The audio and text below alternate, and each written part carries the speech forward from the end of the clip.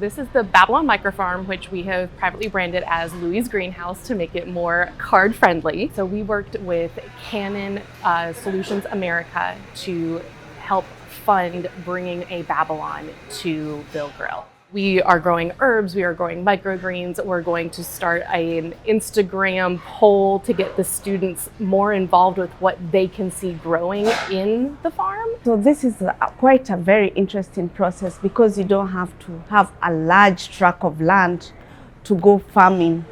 You save on space and you are able to plant organic grown food.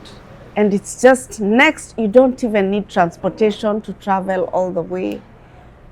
You just harvest and take it straight to the kitchen. I've had 2 interns helping me with this project, and they're very passionate about sustainable growth and farming and all of the good things that go around with the new technology that we have available to us and making sure other students know what we're doing. So the students can see everything growing from planting to harvesting, which is fantastic.